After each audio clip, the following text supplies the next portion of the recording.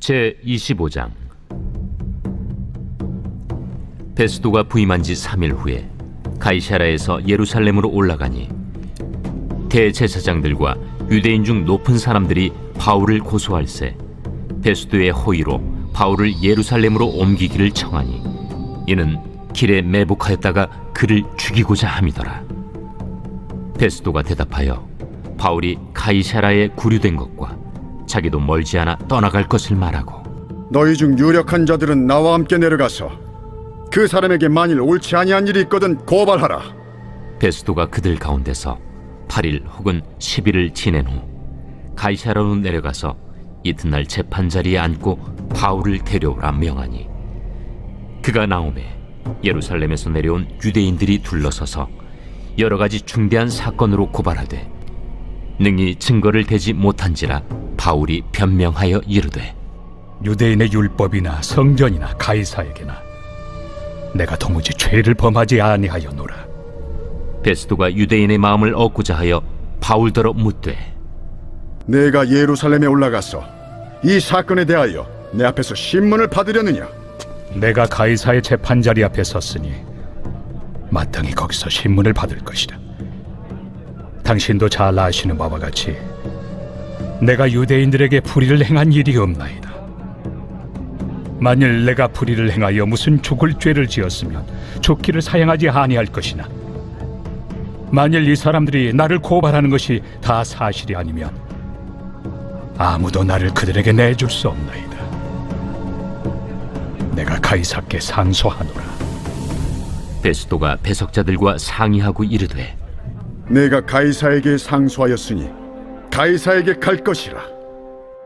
수일 후에 아그리빠 왕과 버니게가 베스도에게 문안하러 가이사랴에 와서 여러 날을 있더니 베스도가 바울의 일로 왕에게 고하여 이르되, 벨릭스가 한 사람을 구류하여 두었는데 내가 예루살렘에 있을 때 유대인의 대제사장들과 장로들이 그를 고소하여 정죄하기를 청하기에 내가 대답하되, 무릇 피고가 원고들 앞에서 고소사건에 대하여 변명할 기회가 있기 전에 내주는 것은 로마 사람의 법이 아니라 하였노라.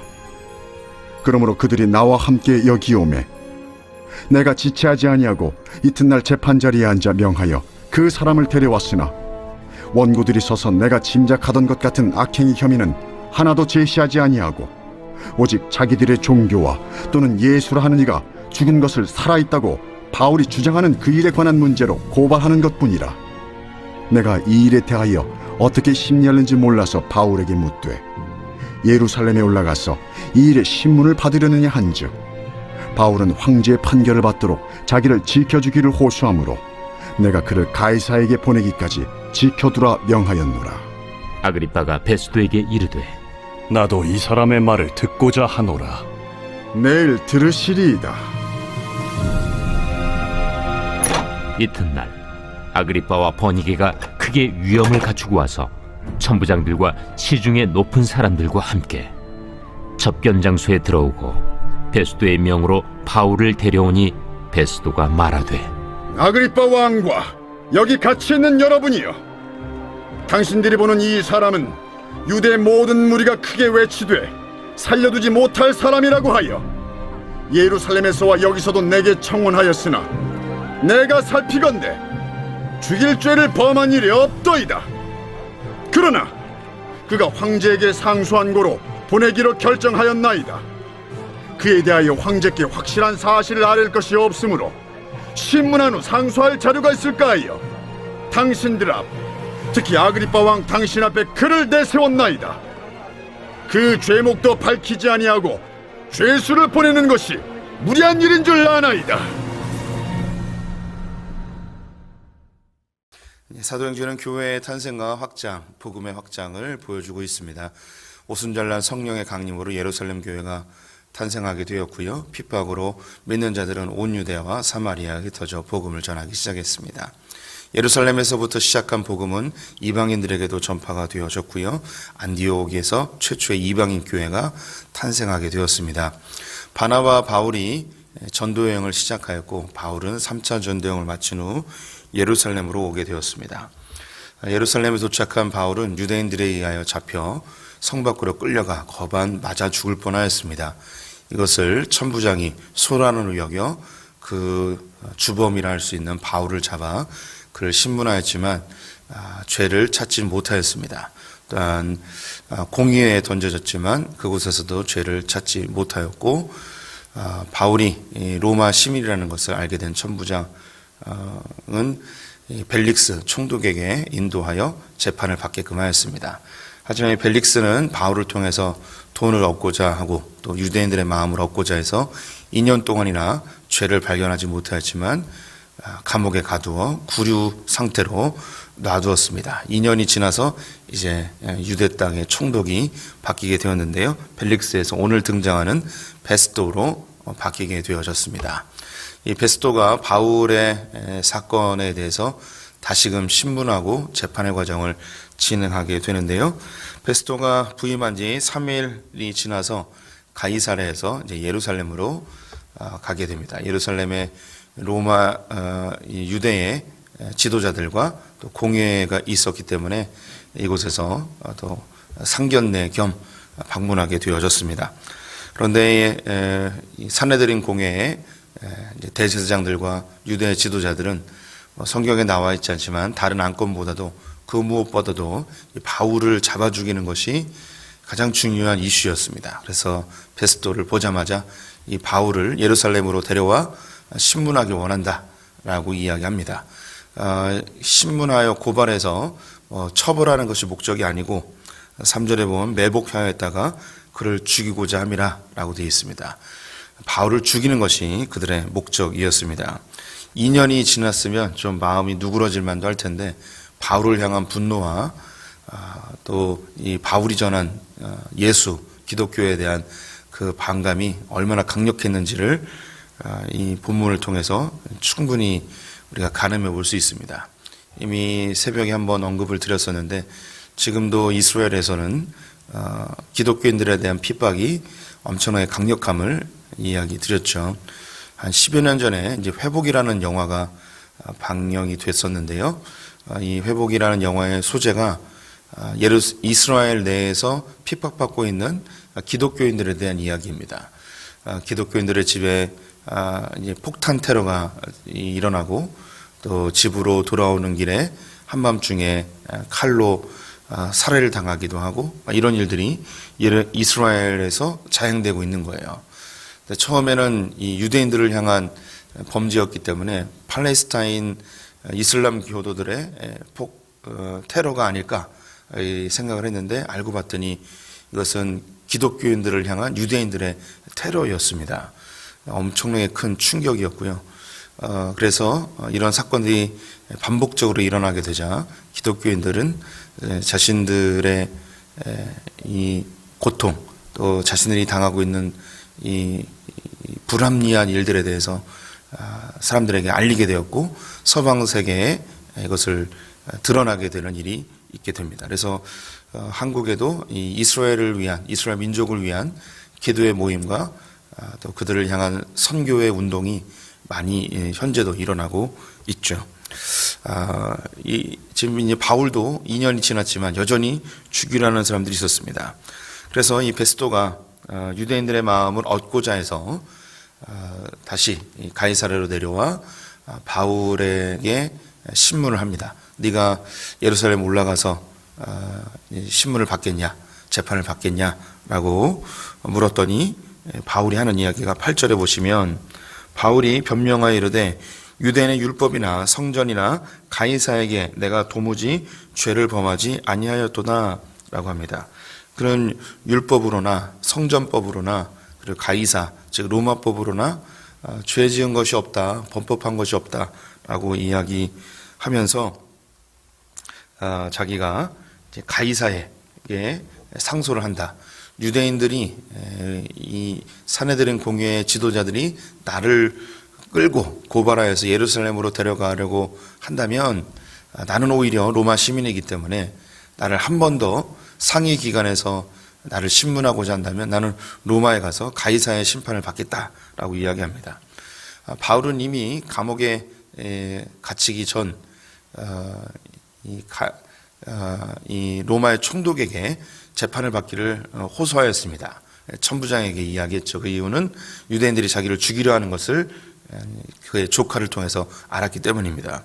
여기서도 또 예루살렘으로 압송하여서 재판을 진행한다고 하면 그 중간에 자기를 죽이려 하는 유대인들의 의도를 알았기 때문에 자기는 오히려 로마로 가고자 합니다. 그런데 이 로마로 가는 것은 이미 전도 여행을 통해서 하나님을 통해 이제 성령의 감동을 통해 예루살렘을 거쳐 로마로 갈 것을 알고 있었기 때문에 이것이 더 그가 소원하는 바여서 이제 상고를 가이사로부터 받고 싶다라고 이야기를 하게 되죠.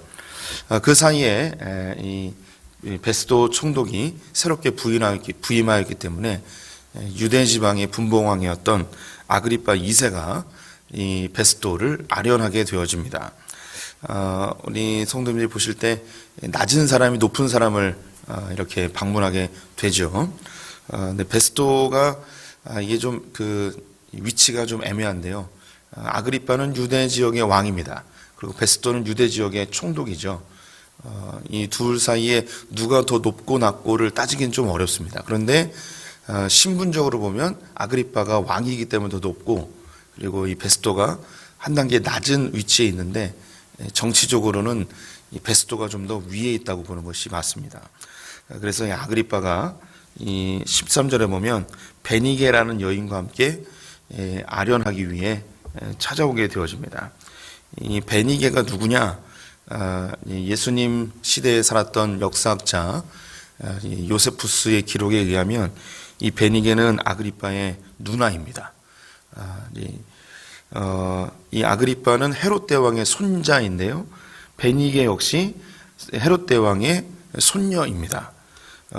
전에 총독이었던 벨릭스의 아내도 이 헤롯 대왕의 이제 손녀였었죠.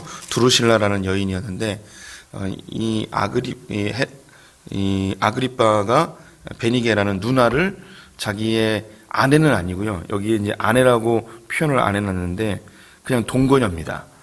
이 베니게가 원래 남편이 있었는데 남편을 쫓아내버리고 이 왕으로 세워진 자기의 동생 아그리파와 동거를 하게 되는데요.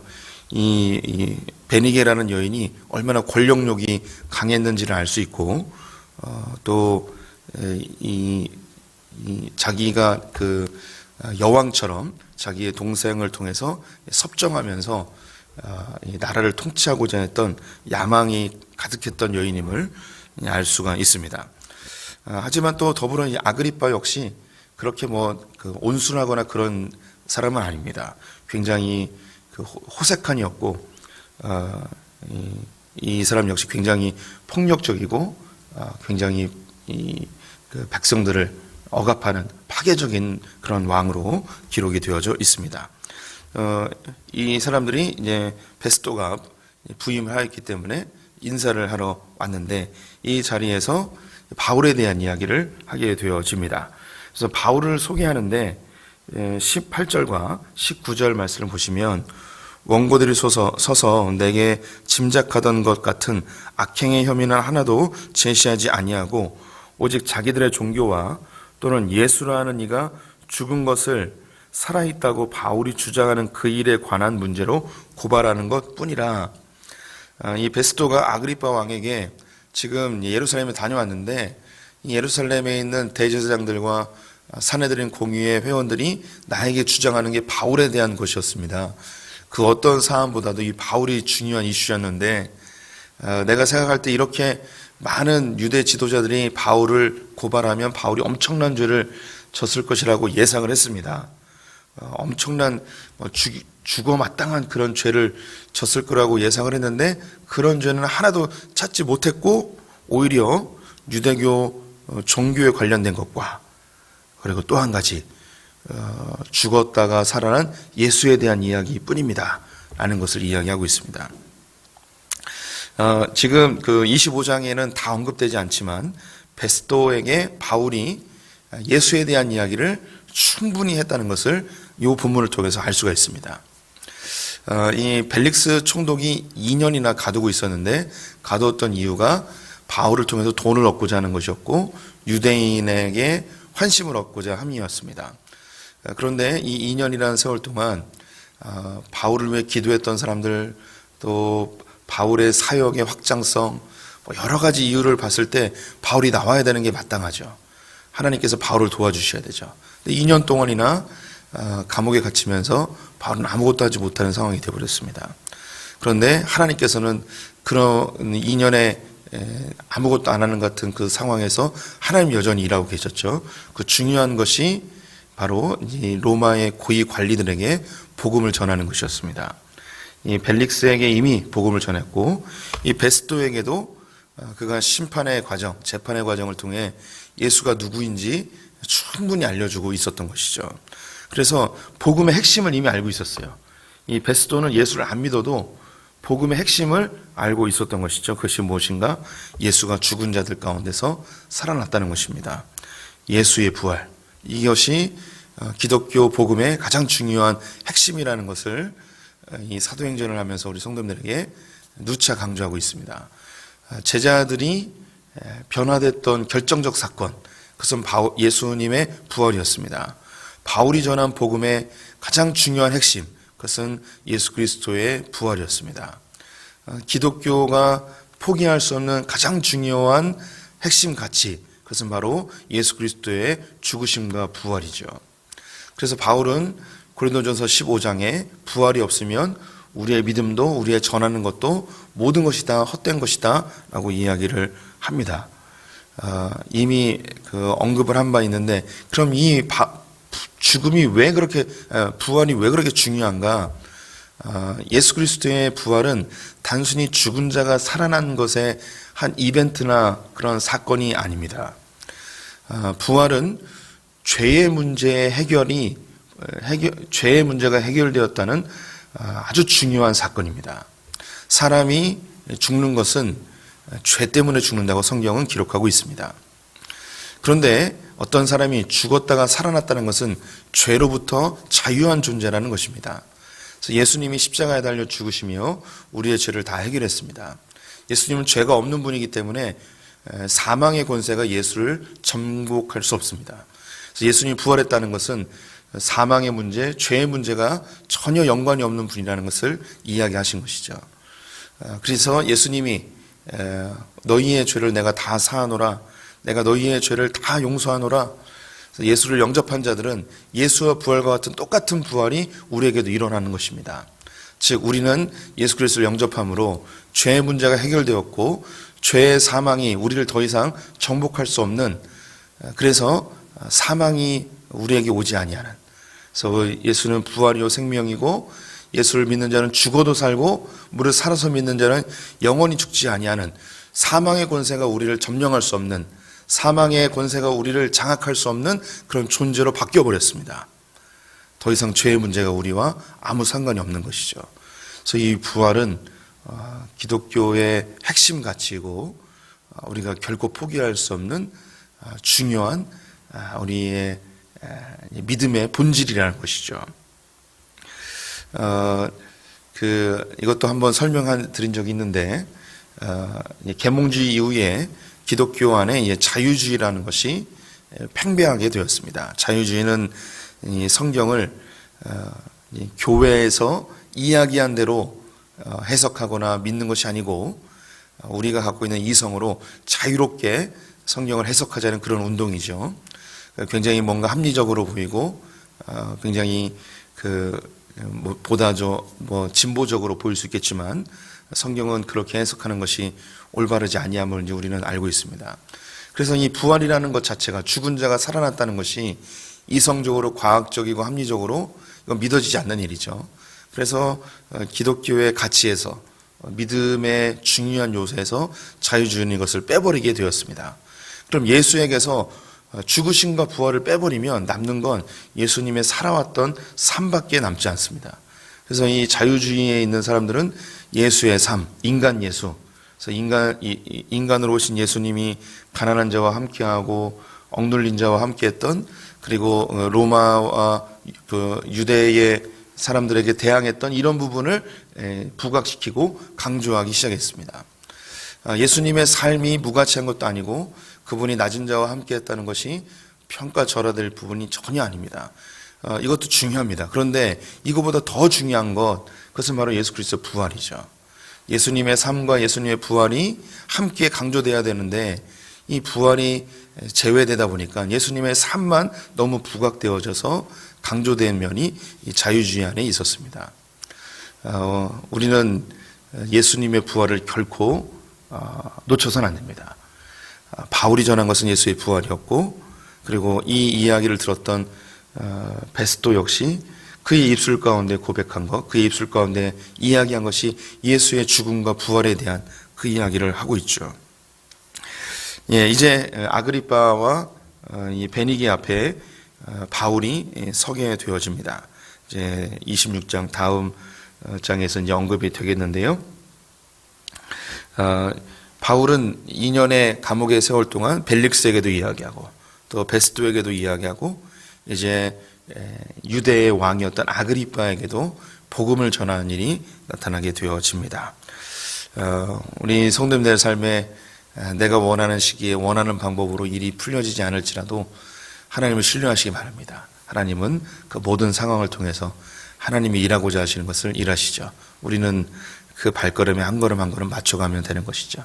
이것이 성경이 이야기하는 십자가의 삶이라 할 수 있겠습니다. 오늘 한 가지 더 이야기하고 싶었던 부분이 있었는데, 바울이 권세 앞에서 그리고 법 앞에서 어떻게 반응하는가, 이것이 또 관심을 가져야 될 부분입니다. 이것은 내일 좀 더 이야기를 해보도록 하겠습니다. 오늘도 주님 안에서 동행하시는 하루 되시기를 축원드립니다. 기도하겠습니다. 하나님, 바울이 전한 복음의 핵심에 부활이 있음을 우리가 이 시간 다시 한번 깨닫게 되어집니다. 죽음이 우리를 더 이상 장악하지 못하고 사망의 권세가 우리를 정복하지 못함을 부활을 통하여 신뢰합니다. 우리는 더 이상 죽음을 두려워하지 아니하고 부활 생명 되신 예수 그리스도를 믿음으로 죽어도 살고 무릇 살아서 믿는 자는 영원히 죽지 아니함을 신뢰합니다. 하나님, 우리가 이 부활의 복음을 온천에 전하는 자들 되게 하여 주시옵소서. 소풍교를 통해서 더 복음이 편만하게 증거되게 하여 주시옵소서. 오늘 하루를 주님께 의탁드리며 예수님의 이름으로 기도드렸습니다. 아멘.